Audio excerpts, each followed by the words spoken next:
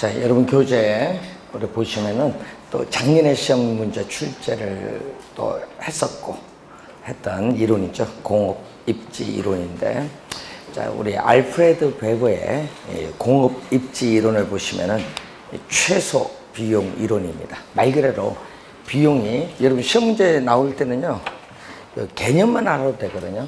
그 베거에 보면은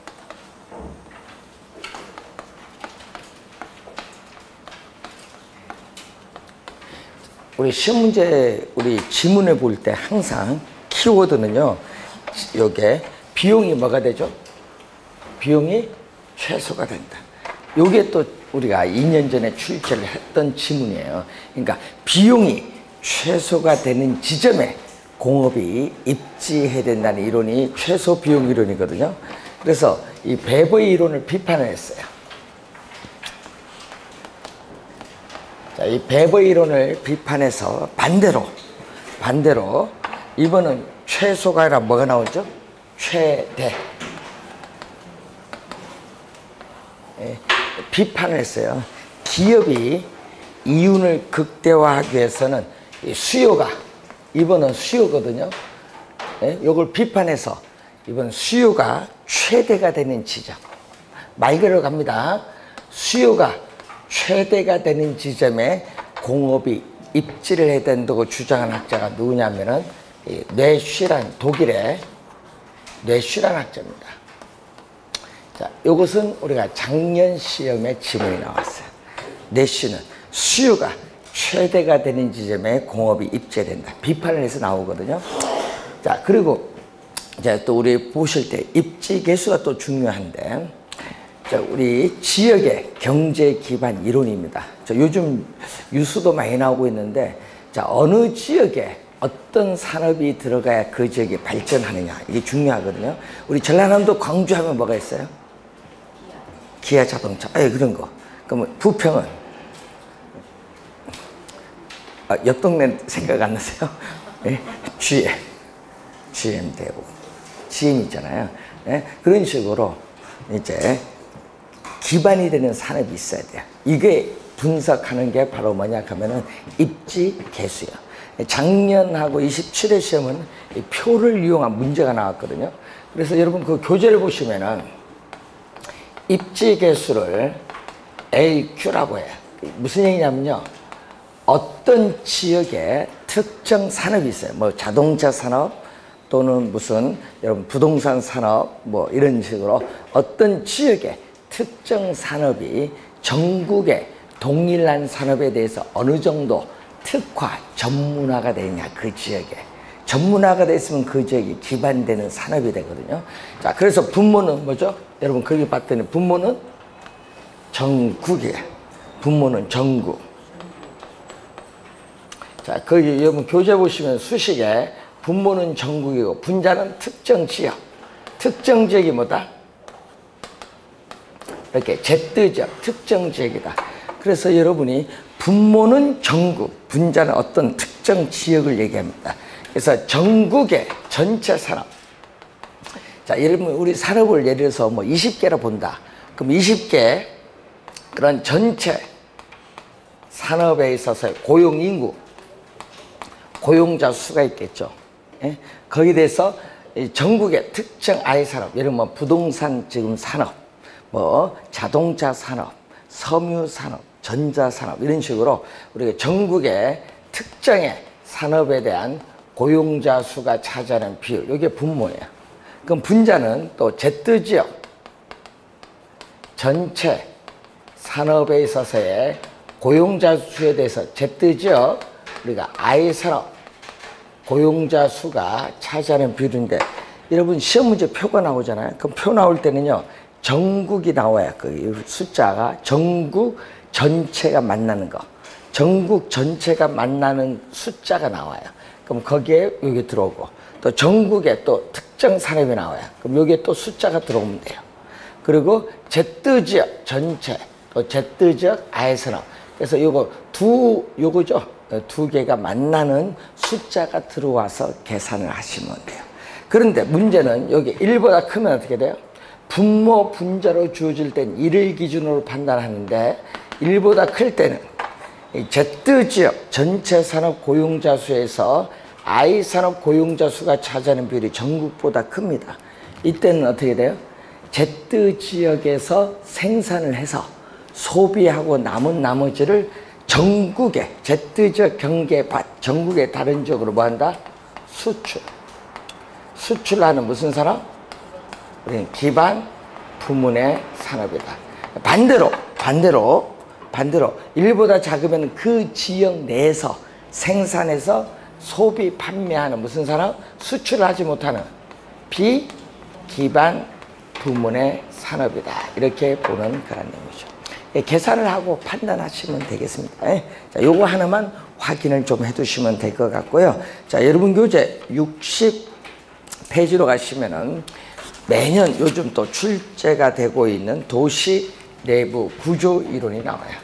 자, 최근에 계속 또 출제를 했는데 여러분 작년에 입지계수 나왔기 때문에 올해는 좀 출제가 되기 가능성이 좀 적고 하여튼 올해 출제 가능성이 높은 문제가 또 무슨 내용? 도시 내부 구조 이론입니다. 그런데 중요한 건요. 작년에 시험에 버제스와 호이트 냈거든요. 28, 9회 시험에서는 해리스 울마이 냈어요. 그런데 문제는 순서를 알아야 돼. 순서. 요 순서 모르면 원래 좀 큰일 납니다. 순서. 여기서 정답 묻습니다. 순서. 그러면은 우리 좀 이따 배울 텐데 1826년 지금으로부터 거의 200년 전이에요. 1826년에 튀넨 학자 있어요. 튀넨은 독일의 학자인데 독일에서 우리는 폐쇄 경제, 고립됐다는 얘기죠. 폐쇄 경제를 가정한 고립국 이론을 우리가 전개시켜요. 최초의 농업 입지 이론입니다. 그러니까 무슨 얘기냐면요. 중심지인 시장에서 그때 당시 중심지인 시장에서 거리가 멀어질수록 이 경작 재배되고 있는 농작물이 달라지는데 문제를 그걸 6가지로 본 거야. 누가? 튀넨이. 그래서 6가지로 보면서 튀넨은 이때 6가지 형태의 동심원 지대 모형이라고 해. 그러니까 이 동심원상에서는 똑같은 지대를 준다는 얘기입니다. 동심원 이 지대 모형을 주장을 하는데 요거는 최초의 무슨 이론? 농업 입지 이론이야. 그래서 어디에 적용한다? 농촌 토지에 적용하는 최초의 농업 입지 이론이야. 이것을 응용했죠. 여러분 작년 시험에 여러분 19회 시험과 또 작년에 출제했거든요. 이 튀넨의 고립국 이론을 뭐 했다? 응용을 했어요. 그러니까 농촌 우리가 토지를 응용해서 어디에 적용했다? 도시 토지에 적용을 한 거예요. 그래서 100년이 지났죠. 거의 1900 몇 년? 25년. 미국 시카고 대학의 도시사회학자인 버제스입니다. 버제스가 미국 시카고라는 도시를 대상으로 해서 나타난 이론이 바로 뭐죠? 우리는 동심원. 아까 얘기했죠. 동심원 지대의 모형. 요걸 응용을 했다는 얘기예요. 요거 응용해서 나온 이론이 동심원. 동심원 이론인데 동심원 이론 모형이라고 하거든요. 그래서 어디를 대상으로 했다? 미국의 시카고를 대상으로 한 거예요. 자, 여러분 우리 지금 살고 있는 광명 지역도 도시잖아요. 광명 100년 전에 도시였어요? 120년 전에? 200년 전 돌아가면 아니잖아요. 근데 이제 그걸 보시면서 여러분이 항상 생각하는 건 도시가 언제 형성되느냐. 이걸 늘 염두에 두셔야 돼. 도시가 어떻게 형성돼서 지금까지 발달되어 왔느냐. 이걸 연구를 하는 거거든요. 그래서 그럼 처음에는 뭐가 있어요? 도시가 형성될 때는 사람이 모여야 될 거 아니에요. 사람이 모여야 형성되지 뭐. 사람이 모일 때는 어디 모일까요? 여기 진짜 부동산 공부하신 분 맞는가 모르겠네. 모여야 거래도 되고 가격도 비싼 거 아니에요? 원래 경쟁도 하니까. 그럼 어디가 모이겠어요? 처음에 사람들 모이는 장소가 어디예요? 도심이지. 우리 얘기하는 도심. 그걸 우린 전문 용어로 여러분 교재에 센츄럴 비즈니스 디스트리크트, 이게 도시의 핵심이야. 핵심. 그러니까 정치, 경제, 사회, 문화의 중추적인 역할을 하고 있는 핵심이 바로 이게 도시의 핵심이야. 여기 사람이 집중하지. 처음 도시가 형성될 때. 그러면 집중하다가 이제는 어떻게 돼요? 도시가 발전되면, 여기 모이다가 도시가 발전되면 벗어나야잖아요. 왜? 높은 가격을 지불할 수 없는 게 이제 벗어나야 되지. 이제 벗어나는데 누가 제일 먼저 벗어나?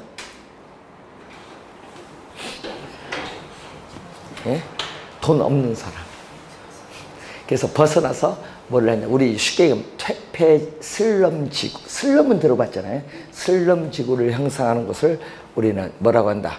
점이지대. 옛날에는요, 슬럼지대도 있겠지만 그 외국에 경공업이 중공업이 아닌, 옛날에 보면 경공업, 뭐 섬유는 경공업 이런 게 들어서거든요. 이게 바로 뭐다?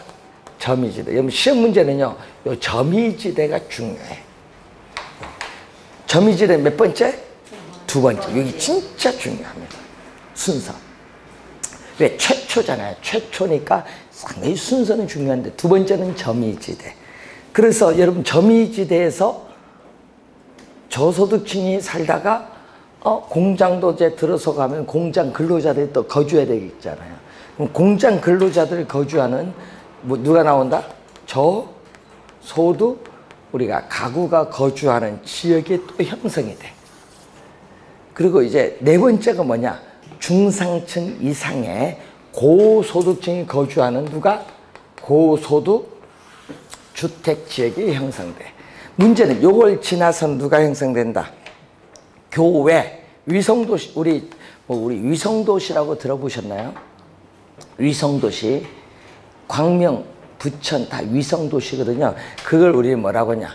통근자 지역. 여러분 이 이론은 우리나라에서 성립한 이론이 아니라 어디서 성립한 거야? 선진국이잖아요. 선진국.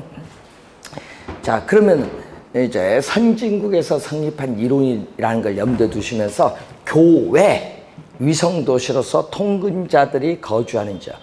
여기는 여기보다는 소득은 약간 낮지만은 도심의 사무실로 뭐 한다? 출퇴근을 해요. 뭘로? 전철 이런 걸로 출퇴근해. 대표적인 요즘 하면 뉴욕인데, 뉴욕 요즘 우리 뉴스도 많이 나오고 있지만 뉴욕에는 진짜 전 세계에서 뉴욕, 우리 월스트리트 그쪽 맨하튼 쪽은 제일 비쌉니다. 전 세계에서 가장 비싸요. 연봉 1억도 못 살아요. 왜? 거기 살려면요, 렌트, 월세가 얼마인 줄 아나? 제일 10평짜리가 600만 원이에요. 못 살아요. 그럼 어떻게 살겠어? 그러니까 어느 쪽으로 하겠다? 외곽으로 가서 살지. 그래서 이제 나오는 게 이제 교외 위성도시에서 여기서 출퇴근데 어디? 여러분 뉴스 많이 나오죠? 뉴저지. 뉴저지에서 여기서 들어오면서 전철로 들어오죠. 도심으로. 그래서 요즘에 우리나라도 그렇지만요, 앞으로 흐름은 이제 도심은요 딱 양극화가 돼요. 왜냐면 아까 했지만 돈이 많이 사는 사람이 있는 반면 돈이 없는 사람은 여러분 뭐를 해야 돼? 일자리를 얻기 위해서 가까이 있어야 돼. 돈 있는 사람이 여기 안 있지. 집을 할 수 없는 계층은 뭐야? 없지. 어느 쪽으로 가? 집가가 싼 외곽에 넓은 평형수를 가지고 잘 살겠지. 그렇게 생각하시면 돼요. 자, 문제는 이게 최초거든요. 그러면은 동심원 지대 모형은 6개인데 문제는 틴에는 이것을 6개를 버젯은 몇 개로? 5개로 본 거예요. 지금 동심원 모형을. 그래서 여러분 쉽게 얘기하면요, 이 5개의 지구로 분화되면서 도시가 성장한다 이렇게 본 거예요. 중요한 거는요, 도심에서 거리가 멀어질수록 인구 밀도는 어떻게 돼? 여기가 인구 많고 밖으로 갈수록 인구 밀도는 낮아지고 도심으로부터의 접근성도 낮아지고 집가도 싸고 지대도 싸고, 이런 범죄 빈곤 질병은 어디가 많아요? 도심이 많지. 상식적으로 생각해. 그러니까 교회에서 살면요 울타리도 없어.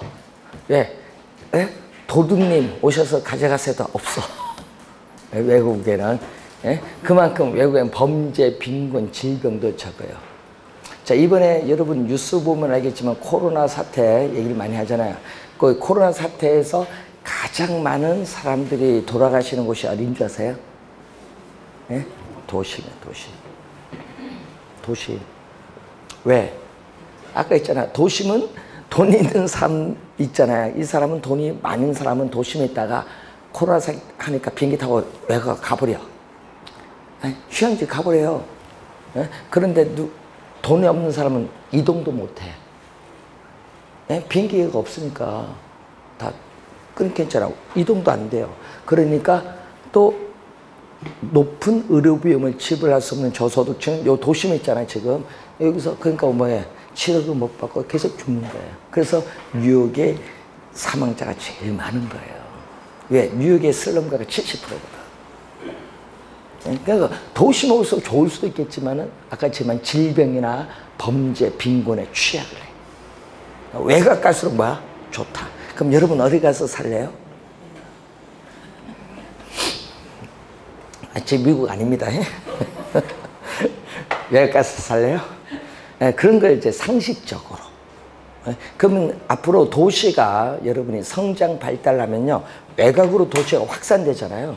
그럼 확산됐을 때 어느 지역으로 확산되느냐. 근데 문제는 동심원상으로 꼭 이렇게 모든 방향으로 균일하게 확산되느냐. 그렇지 않죠? 뭐에 따라 달라져? 교통망에 따라 달라지겠지. 예? 여러분 산이나 강이 있으면 거기는 안 되잖아요. 그러니까 이런 어떤 장애물도 있거든요.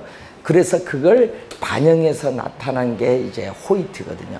그래서 이 버제스는 도시의 공간 구조, 이 도시의 공간 구조의 형성을 생태학적 입장에서 접근을 해요. 그래서 여기 들어오는 걸 뭐죠? 어떤 지역에 들어오는 걸? 여기 들어오는 걸 들어오는 걸 친입. 그럼 기존의 원주민과 또 뭐를 해야 돼? 경쟁. 그럼 다른 지역으로 바뀌는 게 천이라고 해요. 그래서 도시의 공간 구조 형성을 거주지가 분화되는 형상으로 보면서 친입, 경쟁, 천이, 이게 생태학적 용어예요. 친입, 경쟁, 천이의 과정으로 설명한 학자가 누구? 버제스. 시험에 이제 틀릴 수가 없다. 작년에도 출제했죠. 작년엔 튀낸 응용한 이론, 요걸 출제했고요. 그러면은 이게 1925년이거든요. 그럼 이 원을 변형했죠. 아까 산이 있으면 동심원서 못 가잖아요. 장애물이 있으니까. 그래서 이 원을 변형해서, 요거는 미국 시카고라는 하나의 도시인데, 이번은 미국의 몇 개? 142개 도시를 대상으로 해요. 이제 넓혔다는 얘기죠. 상세한 주택 임대 자료를 수집해서 분석을 하는데, 몇 년도? 1939년도에 발표했어. 또 누구의 이론? 호이트의 선형. 여러분 이때 축은요, 교통의 축입니다. 축은 교통의 축 이론이라고도 해요. 그럼 도시의 핵심은 뭐다? 늘 똑같아요.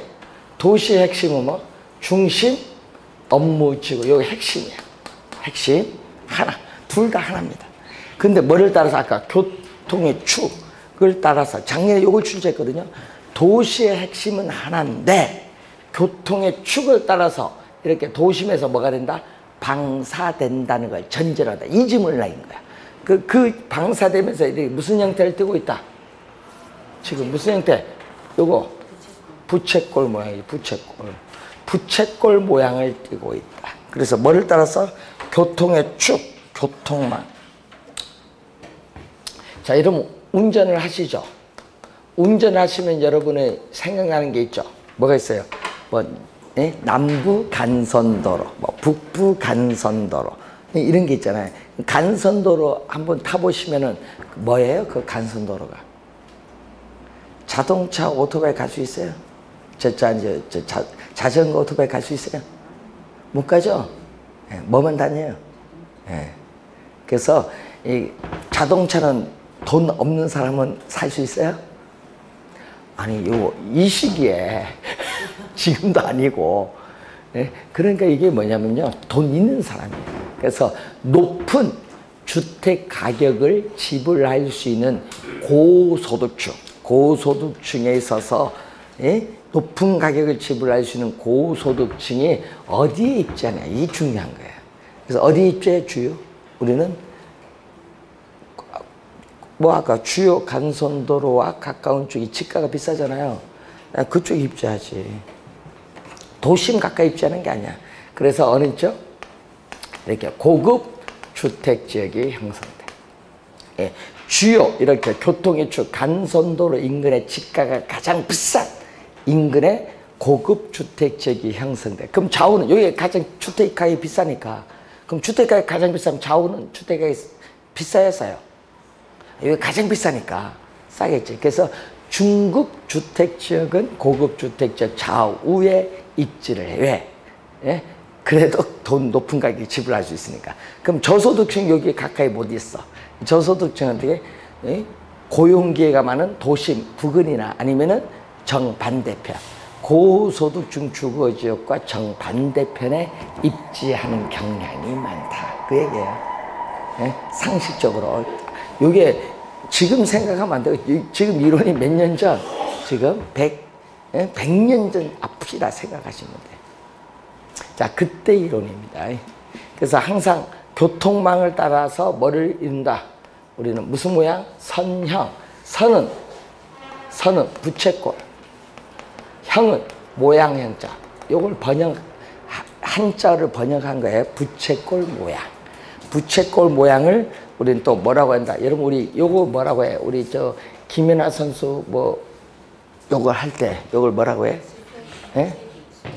웨지라고 하냐? 웨지? 요걸 번역을 굳이 한다면 무슨 때? 쐐기라고 하죠. 쐐기. 또 한 번 시험 문제 쐐기 형태로 딱 출제했더니 처음 들어봤다. 야, 이게 대한민국 큰일 났어. 처음 들어봤다.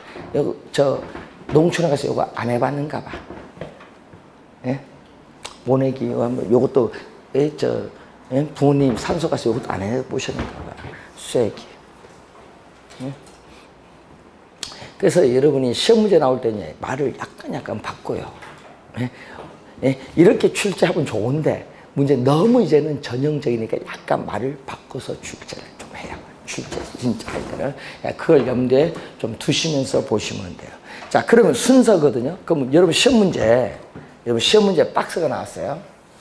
자, 박스 나왔어.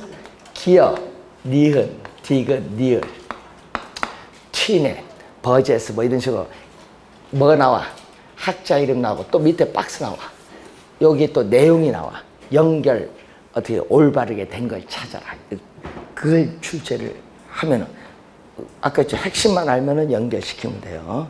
작년에도 그런 형태로 출제를 또 했어요. 25회도 그렇고 25회, 30회가 이런 형태로 출제 연결됐느냐. 어려운 건 아닌데. 자, 그러면은 또 언제 나오냐? 이제 도시가 또 발전하잖아요. 그래서 핵심이 몇 개 있다. 지금 하나만 있다가 이 도심의 기능이 전문화가 됨에 따라 분화가 돼. 특화가 되면서 도심도 있고 뭐도 있다? 부도심도 나타나. 그래서 언제? 1945년에 누구 이론? 해리스, 울만. 해리스와 울만의 연구에서 나타나는 무슨 이론? 다 핵심 이론.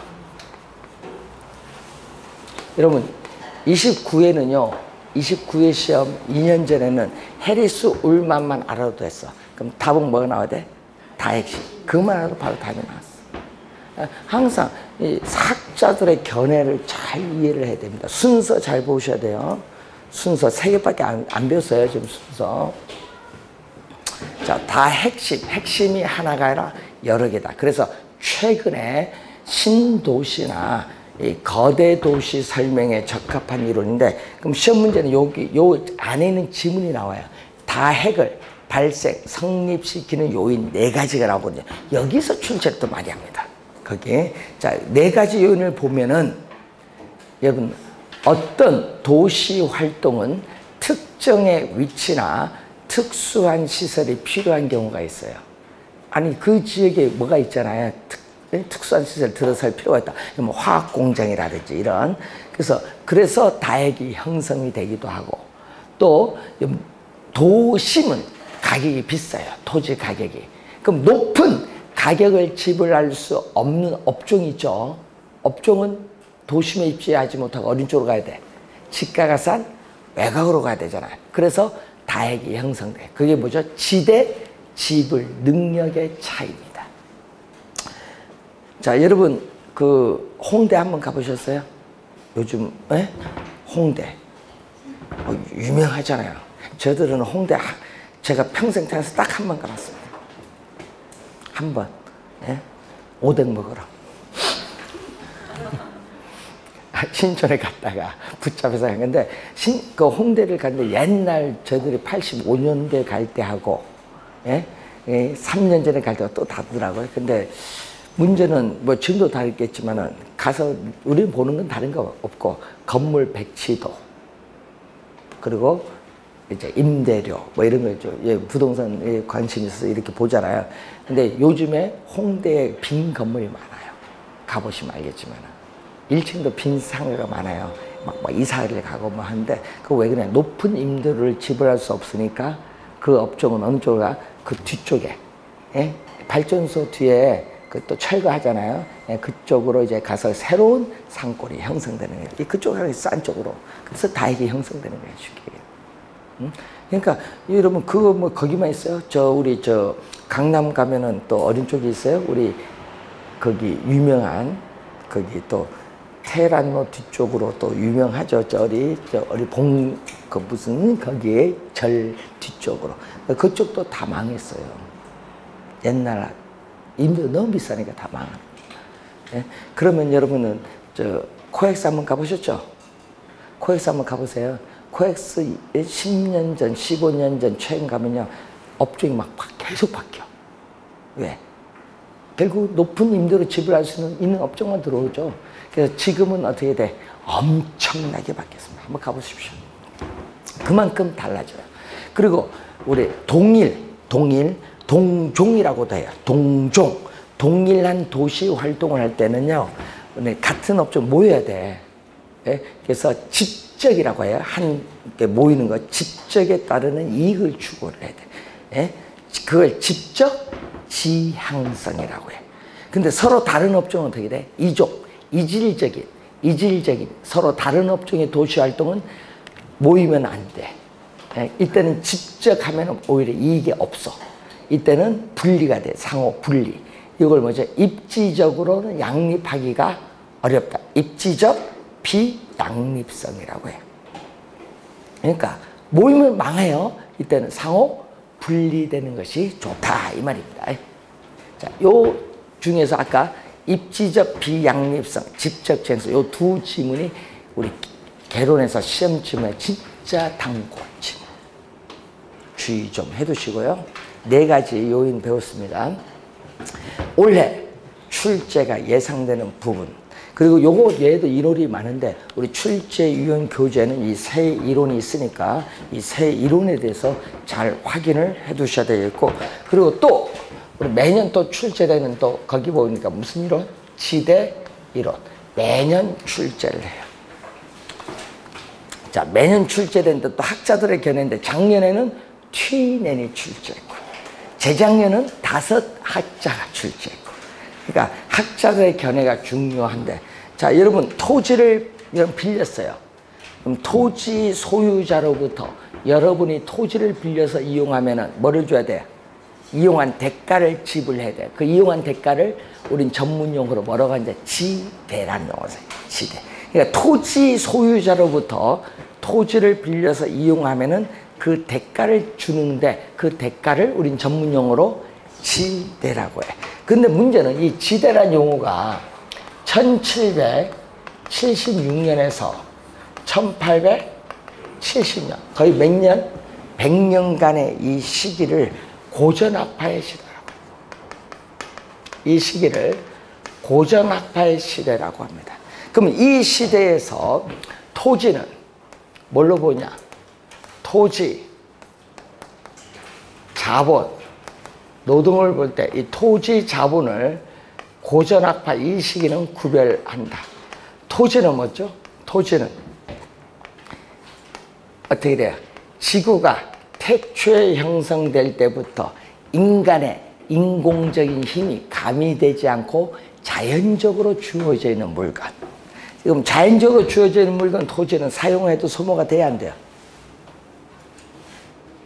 토지 사용 안 해봤어요? 소모돼야 안 돼요? 토지 특성 영속성에서 배웠잖아요. 토지는 시간이 경과하거나 사용하여 토지는 소모가 되지 않는다. 그런데 자본은 뭐냐? 인간의 인공적인 힘이 가미됐어. 요거는 예를 들면 대표 기계. 그럼 기계는 사용함에 따라 소모돼야 안 돼요? 돼요. 요건 소모가 돼요. 그래서 우리는 고전학파는 요걸 이렇게 구별을 한 거예요. 예? 그러면 우리 토지, 자본, 노동을 투입을 해서 발생한 총생산물이 있겠죠. 총생산물. 총생산물에서 뭐를 뺀다? 총생산물에서 여러분, 이 투입을 했으니까 자본 투입한 대가, 노동 투입한 대가 지불해야죠. 여러분 노동력을 기업에 제공하면 여러분 뭐 받아요? 임금 이런 식으로 받아야 돼. 그 대가를 받는 거야. 자본에 대한 대가, 노동에 대한 대가를 받아야 돼. 이걸 뺀 나머지, 예? 총생산물에서 이걸 뺀 나머지를 우린 전문용어로 뭐라고 하냐면 잉여. 잉여. 번역이 차이인데 이거 서플러스라고 하는데 서플러스를 우리나라 경제학자는 뭘로 번역했다? 잉여라고 번역. 잉여. 서플러스. 그래서 이 잉여인데 요걸 뺀 나머지 잉여. 이 잉여를 누구한테 준다? 이 잉여를 누구한테 줘요? 토지를 이용한 대가가 지대잖아. 이 토지에 주는 거야. 그럼 지대는 자 고전학파에서는 토지를 이용한 대가 지대를 뭘로 본다? 잉여의 성격으로 보는 거야. 잉여의 성격인데 여러분 우리 좀 한자도 좀 해석을 하셔야 돼. 인간의 노력 여기에 인간의 노력이거든요. 노력 안일부 노력에 의하지 않고 자 인간의 노력에 의하지 않고 얻는 소득 이걸 뭐라고 해? 근데 그건 잘 알면서 왜 시험에 나오면 해석이 안 되는지. 예? 예? 불로소득. 인간의 왜 자연적으로 주어져 있는 물건이잖아요. 그렇기 때문에 인간의 노력에 의하지 않고 자연적으로 주어진 거예요. 불로소득. 그래서 시험 문제 요걸 많이 내잖아요. 그래서 고전학파에서는 지대를 뭘로 본다? 불로소득으로 간주해. 그럼 불로소득이니까 이것을 고전학파의 경제학자들은 세금을 통해서 적극적으로 뭐를 해야 된다? 환수를 해야 된다고 주장해. 그래서 이때 경제학자들은 뭐에 중점을 두고 있다? 이때 경제학자들은 소득 분배에 중점을 두고 있어요. 자, 이 소득 분배 중점을 두고 있는 이 이론이 원래 영국이잖아요. 이 이론을 우리 적극적으로 받아들인 정부가 바로 지금, 예? 지금 우리 현재 무슨 정부인지 모르지만 현재 정부입니다. 여러분 원래 이제 좀 있으면 5월달 뭐 이제 국회 개원하고 이제 6, 7월 가면요 이제 제일 먼저 우리 5대 과제 중에 부동산인데 그 부동산에서 우리 추미애 장관도 그렇지만은 뭐 토지 공개념. 토지는 국공유하기는 어렵지만은 하여튼 부동산에 대해서 세금을 뭐 하겠다. 불로소득 과감히 부과하겠다 이 말이에요. 네? 부과하겠다. 그 법 좀 있으면 개정합니다. 대표적으로 이제 제일 먼저 개정한 게 종합부동산세법부터 주택법 뭐 이런 식으로 계속 개정. 그리고 도시 및 주거환경 정비법 계속 개정이 들어갑니다. 예? 그 왜냐? 요걸 때문에 그래 지금. 예? 그래서 항상 시험 문제는 이슈가 되는 건 출제한다. 그래서 옛날엔 강의 안 하지만은 지금은 강의를 해야 돼. 왜? 이슈가 되면은 출제를 하거든. 눈치 봐야 되잖아요. 출제도. 예? 20문제 출제해서 600만 원 받아야 되는데. 출제원 10분이니까 200문제죠. 예. 그래서 하여튼 그래서 항상 정책은 이슈를 많이 따라 들어간다. 지도는 마찬가지예요. 자, 그래서 원래 좀 중요하고요. 그럼 고전학파의 대표적인 학자가 여러분 배운 게 있죠. 데비드 리카도. 여러분 2년 전에 뭐 출제한 줄 아세요? 리카도는 위치를 중시하고 비옥도는 무시였다. 이 지문을 출제해서. 그래서 리카도는 그게 아니죠. 리카도는 누가 아까 고전학파는 영국이잖아요. 영국. 그래서 영국의 대표적인 학자입니다. 그래서 리카도는요 100년간의 논쟁에서 이긴 사람이야. 한두 시간이 아니라 100년간의 논쟁에서. 대단한 사람. 그래서 리카도는요 영국에서 경작 재배되고 있는 농업용 토지는 많아요, 적어요? 대답도 안 하시고. 아니, 상식적으로 생각을 해야지. 경작 재배되고 농업용 토지가 많아요, 적어요?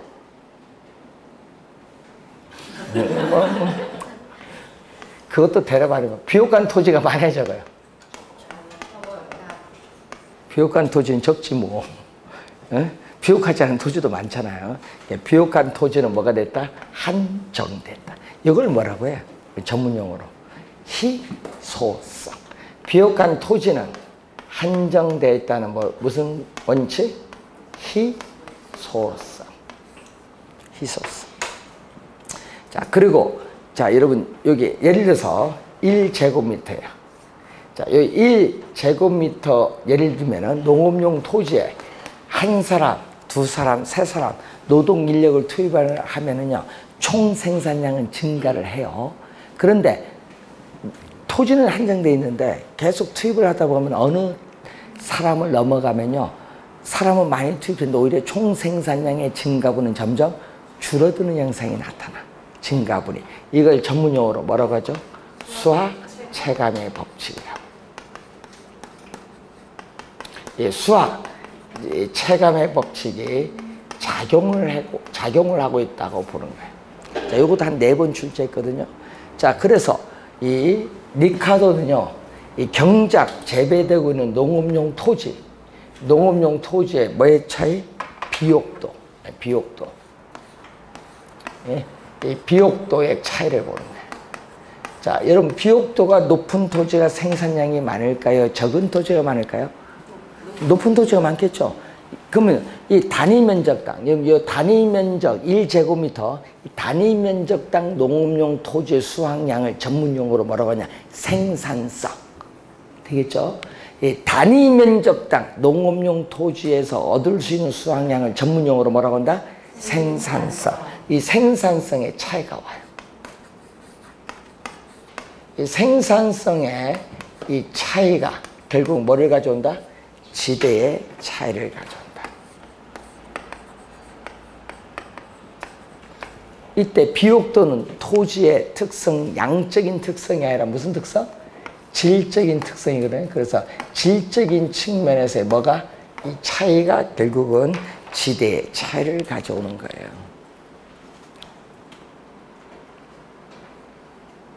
비옥도가 높은 토지를 뭐라고 했냐면은, 여러분, 비옥도가 높은 토지를 우둥지. 여러분, 우등생, 열등생인 뜻이 우둥지. 지는 땅지자. 그럼 우둥지에서의 단위 면적당 수확량, 생산성이고, 그럼 토지의 비옥도가 낮은 토지를 뭐라고 해? 토지의 비옥도가 낮은 토지를 열등지. 대답해서 틀리면요, 다음에는 시험에 나오면 맞춥니다. 또 최는 가장 최자. 그 무슨 얘기죠? 열등지 중에 가장 열등지. 이걸 우리는 리카도는 뭐라고 설명했냐 하면요, 한계지.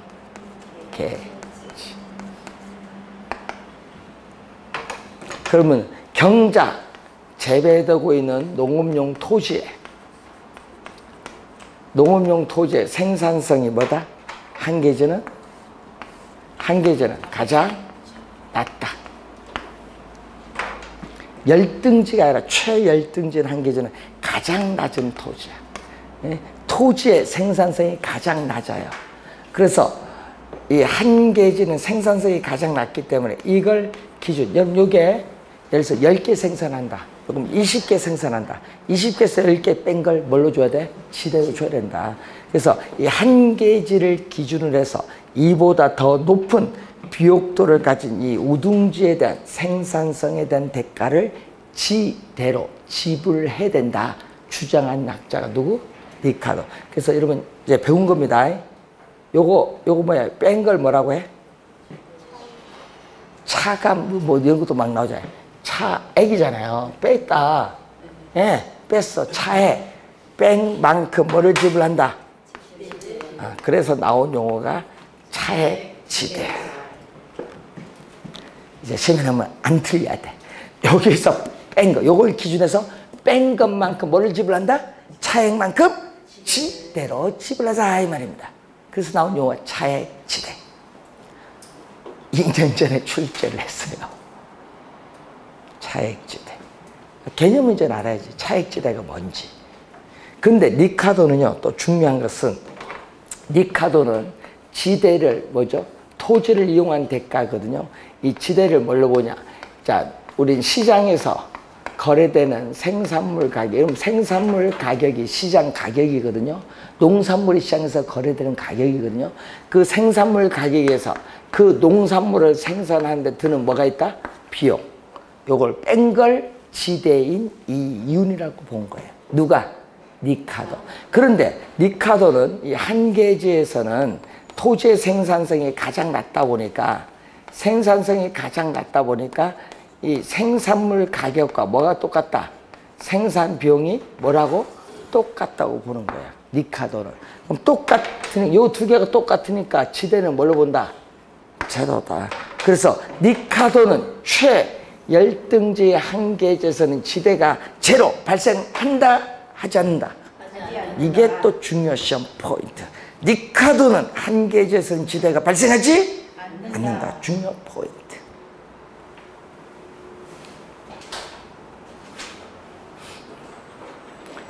이론이 좀 어려운데 여러분 진짜 여러분 땅 가지고 있으면은요 여기 탁탁 들어올 텐데 그 생산한 생산물 가격 생산비가 나 어느 정도 이윤 나느냐 뭐 계산이 될 텐데.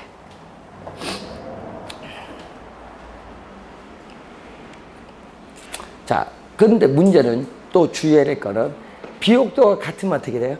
비옥도가 같으면, 자, 농업용 토지의 비옥도가 동일하다 같으면 생산성도 같고 지대도 뭐 해야 돼? 같아야 됩니다. 지대도 같아야 된다. 이 시기에 현실적으로 영국의 농업용 토지의 지대는 비옥도가 동일하더라도 차이가 있습니다. 이걸 리카도는 설명을 못해. 왜 설명 못하냐? 리카도는 토지의 뭐를? 위치 문제를 뭐 했다? 경시했다.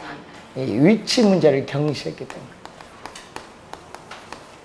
토지의 위치 문제를 경시했기 때문에 그렇다.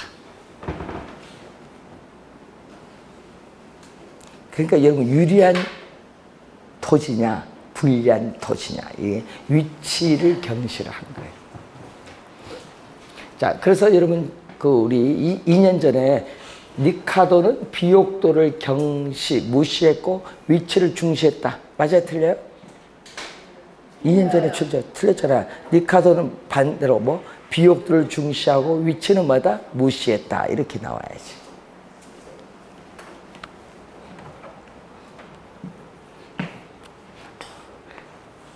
우리 이 정부가 진짜 좋아하는 학자 마르크스, 막스라고 해. 막스. 여러분 막스로 배웠을 것 같아요. 옛날에 보면 윤리 시간에 마르크스로 배울 때는 대학교 오셔서 배우셨나? 막스. 근데 이 사람들이요 막스를 다른 사람 오해하시는 분이 많더라고요. 여기 보면 같은 용어인데. 예, 마르크스는 영어로 부르는 거고요. 유럽에서는 막스라고 불러요.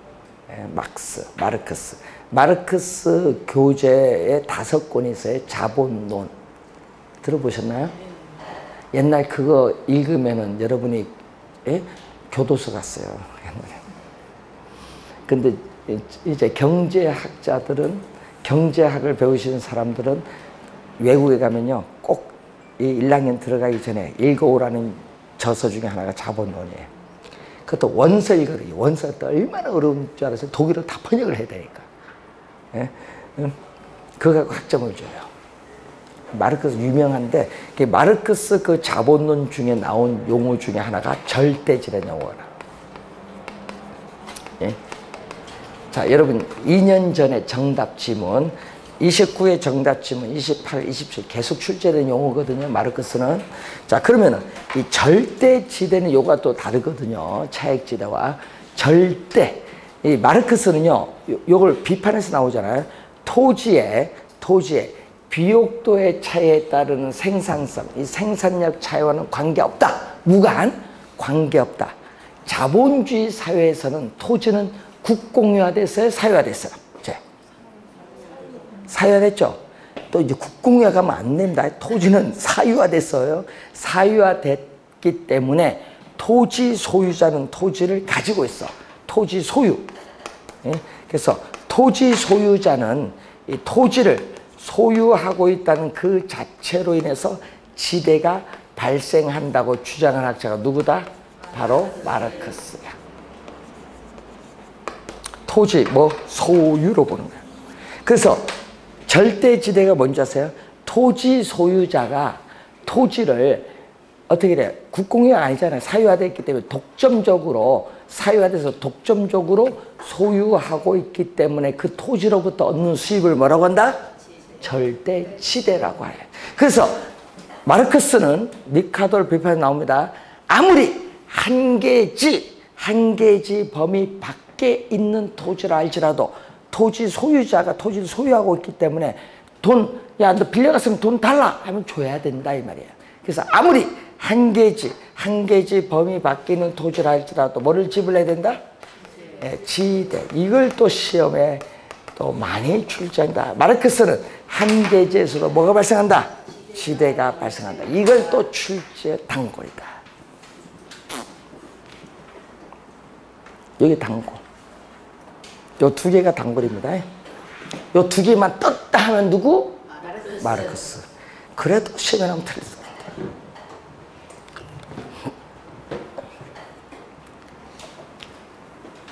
2년 28일은요, 딱, 한 개지에서 지대가 발생했는데 요거 떴거든요. 그러면 바로 답이 나와야 되는데.